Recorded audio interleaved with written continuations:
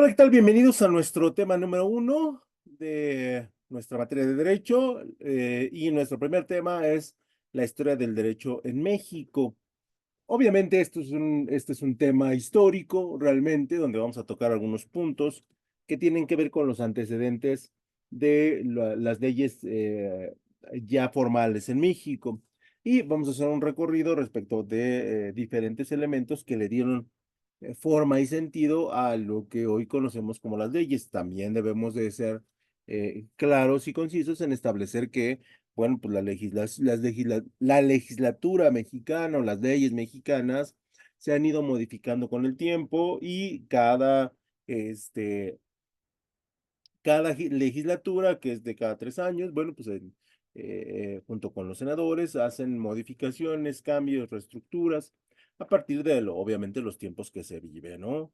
Entonces, en la historia del derecho, bueno, pues es un elemento muy, muy extenso, pero que nosotros en este momento pues, vamos a cortar muy pequeñito, en una escala muy pequeñita, debido pues a las circunstancias que nosotros tenemos, ¿no? Y entonces, lo primero que vamos a establecer son los siguientes puntos. Como primer elemento, bueno, pues obviamente vamos a hablar de los antecedentes en México y vamos a hablar de las culturas indígenas, el elemento mesoamericano y la organización política y social en el derecho o a partir del derecho. Y aquí, bueno, a lo mejor no tenemos muchos conocimientos, muchos elementos históricos que nos hablen de la cultura mesoamericana, pero lo cierto es que eran culturas que tenían ¿cómo decirlo? Una buena forma de socializar, una sociedad ciertamente avanzada y ciertamente a la vanguardia, ¿no? De su tiempo, por lo que no debemos considerar que estos elementos eran, pues muy prehistóricos, ¿no? Por llamarlo de alguna manera, pues la palabra que en este momento surgió, porque realmente eran una sociedad que estaba realmente refinada para su tiempo, ¿no? Y en ese sentido decíamos que la organización política implica un reordenamiento social desde el preoclásico, desde el 2500 antes de Cristo, y es evidente una profunda división o estratificación social. Aquí en los pueblos indígenas muy antiguos ya se contemplaba, ya se visualizaba la idea y el componente de la clase social como un elemento de cualquier grupo tanto político, económico, como evidentemente social, ¿no? Y entonces aquí ya vemos que las clases sociales ya nos sitúan en este campo donde, bueno, pues de alguna otra manera, ya sabemos cada quien qué tiene que hacer, ya sabemos eh, qué actividades hacen las distintas clases sociales, y a partir de eso, bueno, pues nosotros tenemos que establecer un mecanismo social que vaya acompañado de la economía, porque la economía siempre está presente, y que vaya en concordancia con la política, ¿no? Porque también es un elemento que siempre está presente, ¿no? No se pueden tomar decisiones económicas sin decisiones políticas, y no se pueden tomar decisiones políticas sin algún rasgo, algún elemento que nos marquen reglas y normas hacia algunas actividades que se hacen dentro del grupo social. Por lo tanto, es importantísimo que nosotros determinemos este primer punto, que es el que le da la partida a la historia del derecho, ¿no? En México, ¿no? Si nosotros creíamos que las comunidades no tenían este nivel de civilización, bueno, pues realmente nos equivocamos. Y bueno, se distingue en las civilizaciones mesoamericanas tres grupos sociales principalmente. La clase gobernante, ¿no? Y que normalmente, hasta nuestros días, la clase gobernante toma las decisiones. Los nobles, que son parte importante en la toma de las decisiones, porque son aquellas personas que en su momento tienen ciertos privilegios producidos por la actividad riqueza o elementos preponderantes que los identifican, y también teníamos a la gente común, ¿no? Y entonces, bajo este enfoque de la gente común y los nobles, y los gobernantes establecían diferentes ramificaciones, diferentes elementos culturales, sociales y políticos que le daban una solidez a el entramado social, ¿no? Y de alguna otra manera, esto le ayudaba muchísimo a estos pueblos, a poder seguir avanzando en las diferentes áreas en las cuales, bueno, pues las culturas mesoamericanas se desarrollaron, ¿no? Desde la escritura, la escultura, la poesía, la pintura, la guerra, ¿no? Porque repito, son sociedades o son pueblos que tenían cierto nivel de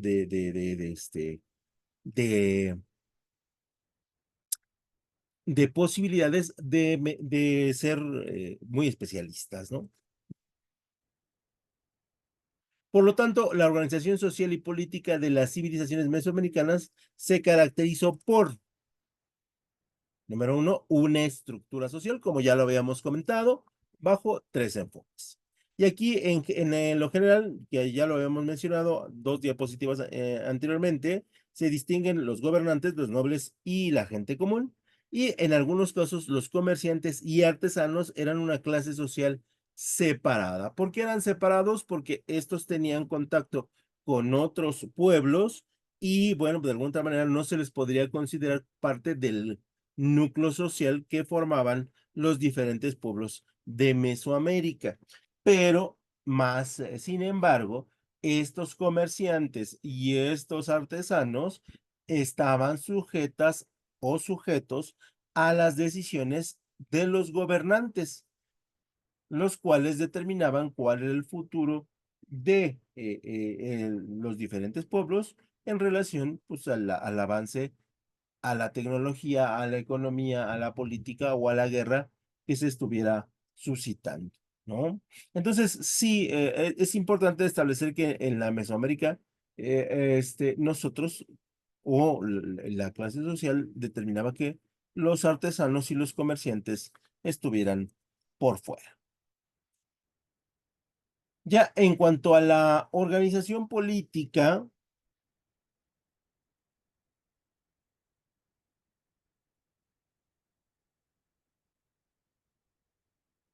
esta se basaba en una pirámide de señoríos, donde los señoríos locales se agrupaban en regionales y estos en grandes señoríos que podían llegar a ser imperios, ¿no? Y entonces aquí tenemos una jerarquía bien establecida donde el imperio lo domina una persona y dentro del imperio hay diferentes regiones que se hacen llamar señoríos y cada región tiene su propio gobernante, aunque este gobernante tenga que entregar cuentas y esté sujeto a el imperio, ¿no? También debemos señalar, ¿no? Que, bueno, evidentemente el nivel de población sí era considerable, pero no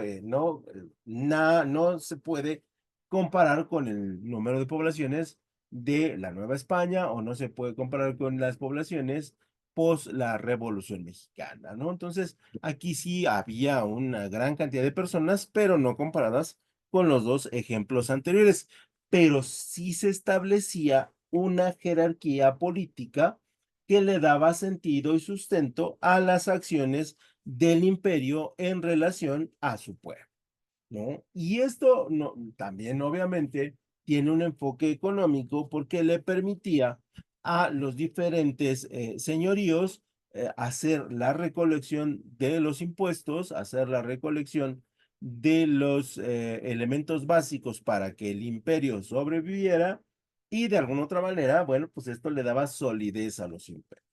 Desde la comida, desde los metales, en algunas regiones lo que era el café, que era un elemento muy bien valorado, y también en ese sentido, pues los diferentes guerreros, ¿no? Que se necesitaban para la protección, ya sea del señorío o ya sea del imperio.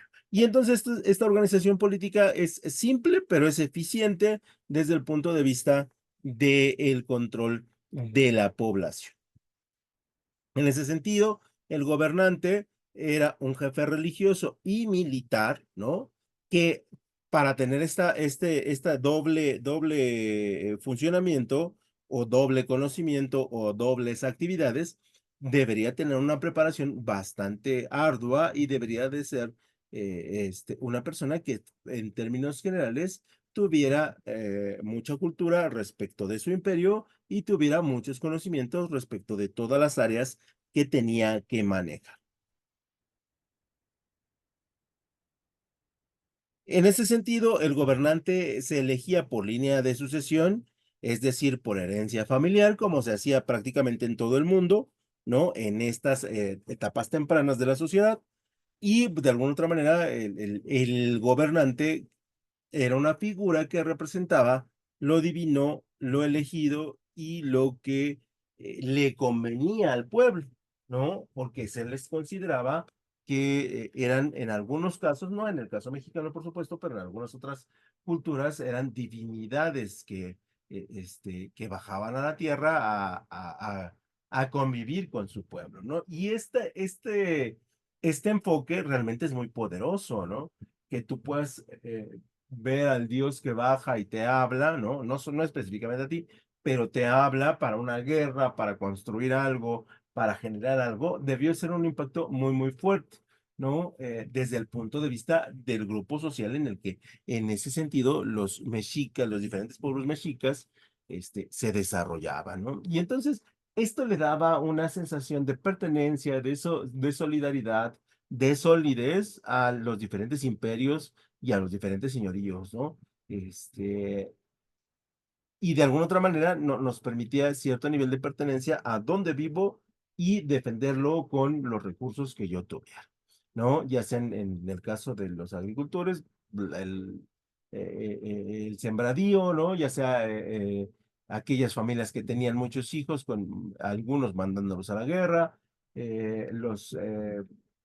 y los que ya estaban en edad de dedicarse a algún oficio, pues dedicárselo al imperio o al señorío, y esto realmente le ayudaba muchísimo a los grupos sociales a tener un desarrollo en todos los sentidos que hacía que las sociedades se consideraran ya muy modernas. Y en un caso muy particular, en el caso de los mexicas, el gobernante supremo era el Tlatoani, ¿no? Y de hecho, seguramente este nombre lo han escuchado en el último sexenio, ¿no? Haciendo alusión a la figura del presidente de la República, ¿no? Pero viene de ese contexto, ¿no? Que formaba parte de la clase noble, ¿no? Los mexicas sí podrían o sí tenían una amplitud un poquito más grande para decir, no necesariamente puede ser un gobernante por línea directa, sino puede ser un gobernante por su clase o por la nobleza que su familia y él tenían dentro del esquema social, ¿no? Y entonces, cuando no era una figura de línea directa, se hacía el hincapié de que se consideraba un tlatoani, ¿no? Espero decirlo correctamente. Y entonces, esta estructura, si nosotros la identificamos y si nosotros revisamos un poquito a detalle todos estos elementos, vamos a considerar que las sociedades mesoamericanas eran unas sociedades realmente modernas, ¿no? Y que no le pedían nada y que se podrían comparar con cualquier otro imperio o grupo social de su mismo tiempo, ¿no? Entonces, en ese sentido, estaban como muy, muy a la par. En términos de la economía, se basaba en el trabajo humano y sobre todo en la producción agrícola, que pues era el sustento de prácticamente el 80% de las familias del imperio, ¿no? O de las diferentes regiones que componían el imperio. Y en este sentido, nosotros, por el elemento de estudio, hemos identificado las técnicas de agricultura, que se lograron aquí en México, que eran extremadamente eficientes, ¿no? Y esto le permitía a la población en general, ¿no? No sufrir por la alimentación o por la comida, y esto le volvemos al mismo, le permitía al grupo social y al imperio tener un ciudadano común, pues muy contento de pertenecer al imperio, ¿no? Este, y en ese sentido, bueno, pues la economía se iba fortaleciendo. Obviamente, como en todos los imperios de todos los tiempos, una buena manera de hacerse de la riqueza de otros pueblos era a través de la guerra. Pero en ese tiempo, bueno, pues se veía como algo natural, como algo que tenía que pasar y como un elemento que le permitía al imperio ser mucho más fuerte y dominar cada vez más. En ese sentido, la propiedad y el cultivo de la tierra eran principalmente comunitarios, ¿no? Tenemos en México o la región mexicana particularmente, que es la que nos interesa, tenemos una extensión de tierra extremadamente grande y pues en aquellos años, pues no era la excepción, ¿no? Y entonces aquel que quería sembrar, aquel que quería cultivar, que se quería establecer, pues no tenía ningún problema, ¿no? Para hacerlo porque pues la propiedad y el cultivo pues eran de carácter comunitario, ¿no? De hecho hay leyendas que las primeras tres hileras del sembradío eran de carácter comunitario y si alguien quería tomar una fruta, una verdura, algo de maíz, lo podían hacer siempre y cuando fuera para consumo pues, básico, ¿no? A lo mejor de dos o tres personas o de una familia, y que esto pues no se repitiera con el tiempo, ¿no? Entonces, de alguna otra manera, estos son leyendas, ¿no? Porque no lo puedo corroborar, en un elemento histórico, perdón, en una bibliografía realmente histórica, pero esas son las leyendas que se cuentan respecto de los cultivos. Y en ese sentido, pues, repito, una sociedad que está alimentada es una sociedad que en términos generales va a estar tranquila, ¿no? Cuando una sociedad tiene precariedades, normalmente esa sociedad es violenta. En ese sentido, bueno, ya para cerrar el tema de la visualización de los pueblos mesoamericanos y darle un contexto muy, muy general, hablaremos de las creencias religiosas. Y en la Mesoamérica antigua, nosotros establecíamos que las creencias religiosas eran politeístas, ¿no? Esto implicaba que la verdad es que los pueblos mesoamericanos, este, pudieran disfrutar de el desarrollo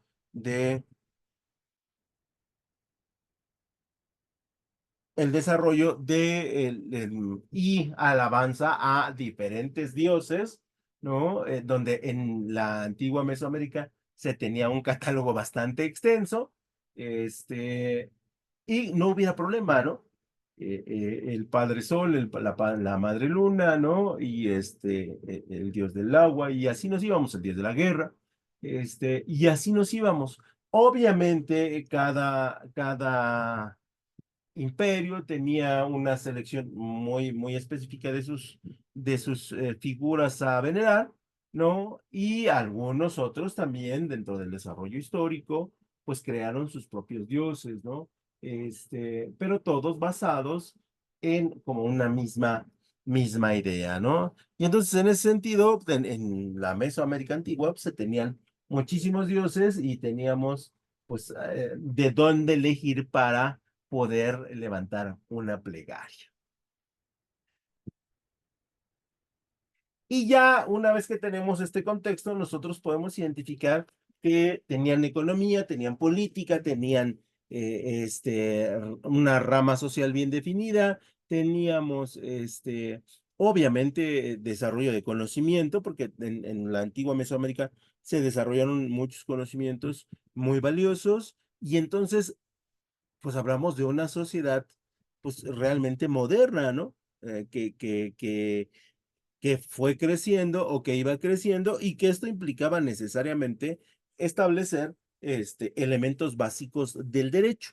¿no? Aunque, bueno, pues en ese momento se consideraban reglas y normas que eran de orden genérico y que eran de amplitud para todas las comunidades que integraban los reinados, ¿no? Y en ese sentido, la justicia mesoamericana tuvo un planteamiento simple. A toda transgresión correspondía una sanción. Este principio básico tuvo efectos sociales y simbólicos profundos, lo que implicaba la severidad judicial y la construcción de una ideología jurídica interrelacionada con el aparato político, ¿no? El rey no podía atenderlo todo, pero entonces se establecen figuras que pueden establecer las sanciones correspondientes a los actos cometidos. Y la privación de la vida era igual a la privación de la vida, el robo era castigado con elementos muy severos que por cuestiones de YouTube no podremos señalar aquí, pero eran muy severos y en general la justicia en ese punto era pronta y expedita, ¿no? Y normalmente se repetían los casos, lo que daba cierta certidumbre para poder tomar la misma decisión, pues prácticamente en los mismos casos, ¿no? Y esto nos ayudaba muchísimo porque sí creaba una sensación de control social y sí creaba una sensación de que las autoridades, por llamarlo de alguna otra manera, pues hacían su trabajo. Avanzamos un poquito o mucho en el tiempo y hablamos de la influencia de la cultura española en el desarrollo de la sociedad mexicana.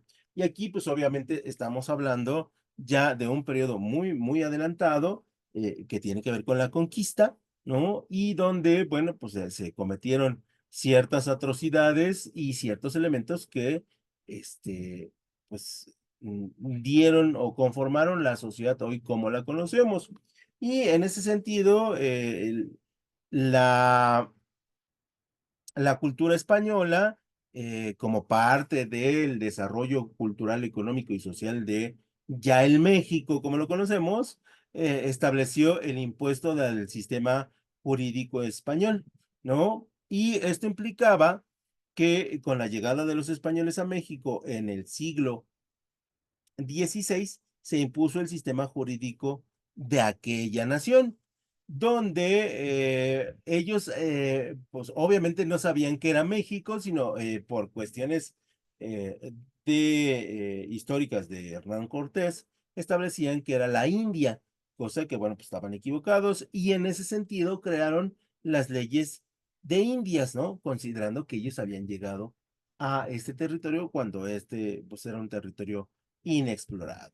Y durante esta época se promulgaron las leyes de Indias que establecieron las normas para la administración de justicia y la organización política y social de las colonias, ¿no? O sea, aquí ya decíamos, y aquí, bueno, pues es parte de la historia de todas las naciones conquistadoras, dicen son colonia, y si son colonia, están sujetas a nuestras leyes. Y para ser mucho más estrictos, vamos a crear una ley específica que los considere y estas leyes específicas puedan tener la capacidad de entender las problemáticas que se generan en sus regiones basadas en las leyes que se generaban en la España colonial.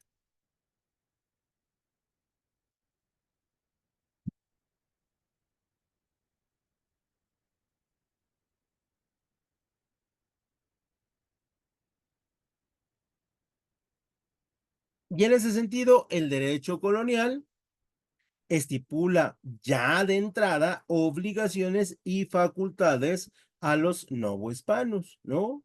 O sea, ya establecemos un fundamento del derecho que es que todos los ciudadanos van a tener obligaciones y facultades. Y bajo esa perspectiva se empieza, ¿no? Ya aquí en forma más técnica la idea de que todos los ciudadanos o de que el gran grueso de los ciudadanos este, tenía derechos y obligaciones. Y en ese sentido, sí era importante que hubiera normas de protección a las personas, considerando que los españoles venían de estas culturas de que consideraban al indígena que no era una persona, sino era un objeto, ¿no? Y que con él se pueden hacer muchas cosas, ¿no? Pero es el enfoque que se daba y era el enfoque que pues se aceptaba, ¿no? En la época virreinal existían normas de protección a las personas en materia judicial, sobre todo porque, bueno, había colonias en México y estas colonias en México querían hacer negocios con otras colonias y tendría que haber cierto nivel de proteccionismo y ciertos protocolos respecto del comercio que se quería instalar o que se quería desarrollar en la zona, ¿no? Y entonces ahí sí íbamos más a la parte que hoy conoceríamos como el derecho mercantil, ¿no? En donde hay muchas reglas en relación a los comerciantes. Y así viajamos un poquito, aquí esto sí es un poquito más adelante, a la monarquía hispánica a finales del siglo XV. Y decíamos que la monarquía hispánica se caracterizó por eh, establecer la conquista de diferentes regiones, ¿no? Y de alguna otra manera ampliar su reinado a zonas que en teoría para ellos estaban inexploradas, ¿no? Y pues de alguna otra manera, para mala suerte de los países de Mesoamérica, eran abundantes las reservas de oro y eso hizo que pues la monarquía hispánica o española pues pusiera mucha fe en saquear todo lo que fuera posible, ¿no? Desde obviamente el oro, la plata, hasta por recursos ya sean humanos o ya sean naturales, ¿no? Como fue durante mucho tiempo, ¿no? Y en ese sentido, bueno, pues tenemos a los representantes que son la Corona de Castilla y Aragón, ¿no? En España, que pasaron a considerarse o establecerse o denominarse como los Reyes Católicos, que seguramente en algún punto los han escuchado, que es Isabel y Fernando, que ellos son los que pues promueven esta idea del colonialismo a través de pues nuevas regiones, ¿no? Y esta expansión pues se da a partir del 1402, ¿no? En la conquista de las Canarias y de alguna otra manera esto les da fortaleza económica para poder seguir conquistando otras regiones. Sin olvidar que, bueno, ya tenían un armamento poderoso, ya tenían un ejército que estaban bien entrenados y la aparición del mosquete o como coloquialmente le conocemos, rifles, les daba un avance súper importante en relación a las colonias de Mesoamérica, ¿no? Por lo tanto, la monarquía hispánica, también conocida como monarquía católica o monarquía de España, se componía de un conjunto de territorios con sus propios ordenamientos jurídicos e instituciones, pero gobernados por un mismo soberano, que era el rey de España, ¿no? Que de alguna u otra manera nos permitía poder tener nuestras propias regulaciones, pero siempre llevarle su riguroso impuesto o su rigurosa ganancia a partir de los recursos que se encontraba, ¿no? Y de alguna otra manera, bueno, pues así se trabajó durante muchos años, ¿no? Durante muchos años, hasta que, bueno, se instauró el derecho castellano, ¿no? Que el derecho castellano nos habla de el conjunto de normas, instituciones y principios filosófico-jurídicos que rigen la sociedad del Reino de Castilla durante el medievo.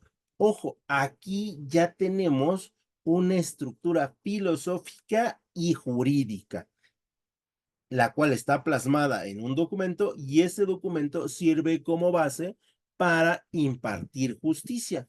Y entonces, de alguna otra manera, ya estamos hablando de gente muy estudiada, gente muy preparada y gente que ha plasmado en elementos escritos, que eso para este tiempo era extremadamente caro, las leyes. Y por lo tanto, pues ahí tendríamos que jugar bajo sus reglas. Y del derecho castellano fue un derecho regio oculto que se aplicó en las fronteras políticas de la Corona de Castilla y que se caracterizó por ser una dialéctica entre el derecho local y el derecho nacional, ¿no? Ya era una mezcla entre los reinados de España y toda España para crear una idea clara de cómo impartir las leyes, ¿no? Y en ese sentido, tener la posibilidad de establecer la dialéctica.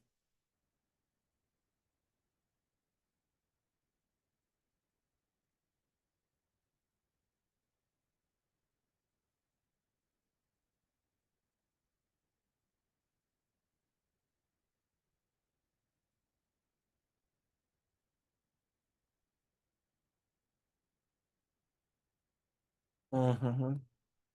Que como nosotros sabemos, la dialéctica es una técnica de debate y discusión que busca encontrar la verdad al confrontar argumentos opuestos, ¿no? ¿Usted la mató? No, no la maté. Y espero que no me quiten el video porque en YouTube no puedes decir cierto tipo de palabras, ¿no? ¿Usted fue el culpable? No, yo no lo fui. Y a través del diálogo y la discusión, llegar a puntos en los cuales determine un juez si uno de los dos, cuál de los dos miente y los argumentos, cuáles son más sólidos que los otros. Y entonces, a partir de esto, bueno, pues ya hablamos de un derecho que ya es muy, muy como lo conocemos, ¿no? Y algunas características del derecho castellano son, bueno, que se originó a partir de una pluralidad de derechos, ¿no? Tanto el derecho de las regiones, algunas regiones de España, como de los documentos de derecho de todo el pueblo español, ¿no? Y esto le da una validez porque hay un proceso de estudio previo para instalarlo y pues de alguna otra manera se enfrentó a la oposición entre las leyes del rey y las leyes de los reinos. Sí, porque siempre estuvieron encontradas, pero este derecho castellano trata de trabajar dialécticamente para encontrar la mejor respuesta a diferentes circunstancias o a diferentes casos y se enfrentó a la oposición entre el absolutismo y los pactos, ¿no? Alguien decía, no, el bueno es el derecho del rey y alguien decía, no, el derecho correcto es la ley de los reinos, ¿no? Y entonces se llegaron a pactos, se llegaron a acuerdos y aunque para nosotros resulte lejanos, este derecho castellano es la base para establecer los elementos básicos del derecho mexicano. Y finalmente triunfó el derecho de la monarquía universal española, lo que da como fruto que llegue a la Nueva España, ¿no? Hoy México, y que se tomen como base este tipo de derecho castellano para desarrollar la legislatura de la región o de las diferentes regiones que se tenían pues conquistadas de alguna otra manera.